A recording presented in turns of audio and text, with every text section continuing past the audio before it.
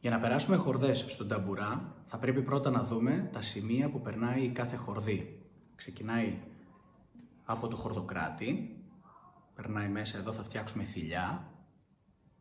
Στη συνέχεια περνάει από τον κινητό καβαλάρι.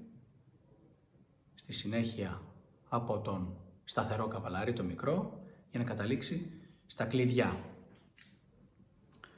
Υπάρχουν χορδές οι οποίες έχουν από μόνη τους θηλιά, οπότε είναι πιο εύκολο. Εμείς θα φτιάξουμε δική μας θηλιά, που είναι πιο δύσκολος ο τρόπος, αλλά παίζει ρόλο για να μπορούμε να το δείξουμε. Περνάω τη χορδή στην τρύπα, κάθε χορδή θα περάσει από τη δική της τρύπα. Και πώς φτιάχνω τη θηλιά? Γυρίζω τη χορδή προς τα κάτω, από την ίδια τρύπα,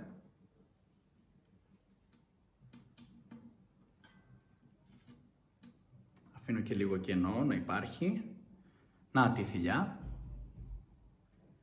Και στη συνέχεια το υπόλοιπο κομμάτι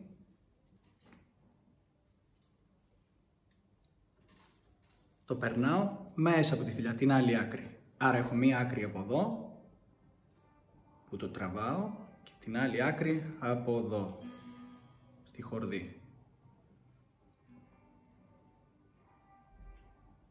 Το εδώ είναι. Πολύ εύκολο. Απλός ο τρόπος.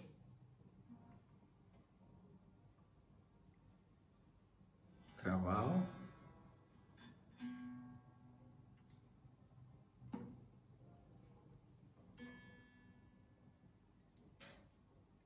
Και έτοιμη. Έτοιμη η θηλιά μας. Στη συνέχεια θα βγάλω το κλειδί. Βγάλω το κλειδί. Να το. Και το περνάω γύρω από την... Εδώ έχει μία τρύπα το κλειδί. Περνάω λοιπόν τη χορδή μέσα από την τρύπα. Εδώ αφήνω τόσο κενό περίπου.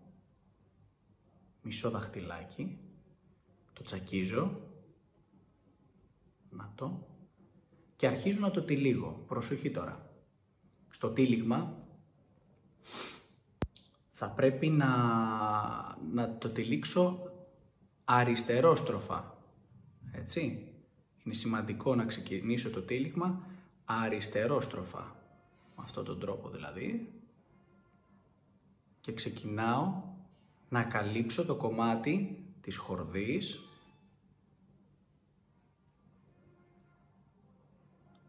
η οποία έχει τσακιστεί.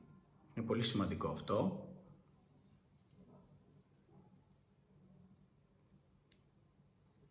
Επίσης σημαντικό είναι να αρχίσω να είναι τεντωμένη η χορδή, για να μην δημιουργούνται κενά. Τυλίγω. Τώρα δεν φαίνεται το τύλιγμα, γιατί είναι αρκετά μεγάλη χορδή. Να το, αρχίζει τώρα. Επίσης είναι σημαντικό στο τύλιγμα, να το, εδώ έχω τυλίξει, να μην κατέβω πολύ κάτω, γιατί εδώ πέρα θα σφινωθεί το κλειδί ξανά. Έτσι, είναι πολύ σημαντικό λοιπόν, για να φαίνεται και καλύτερα, είναι πολύ σημαντικό στο τέντομα, τώρα εδώ το ξετυλίγω για να το ξαναδείξω, να το, είναι πολύ σημαντικό στο τύλιγμα, έτσι, να μην καλύψω αυτό το κομμάτι που θα μπει μέσα στο κλειδί, μέσα στην τρύπα, έτσι. Όταν φτάσω στην τρύπα, στο ύψος της τρύπας, τεντωμένο δηλαδή, το τοποθετώ μέσα, το σφινώνω και αρχίζω το κούρδισμα, το σφινώνω λίγο και είναι έτοιμη η χορδή. Είναι περασμένη ξανά, νάτι, εδώ, καινούρια μας η χορδή. Εδώ και τοποθετήθηκε στο κλειδί. Έτσι. Αριστερόστροφα. Είναι σημαντικό και όλες οι χορδές θα είναι κατά αυτή τη φορά. Αριστερόστροφα. Αν είναι κάποιος που είναι αριστερόχειρας, με την ανάποδη. Το ίδιο και εδώ. Σε όλα τα κλειδιά κάνω την ίδια διαδικασία. Είμαστε έτοιμοι.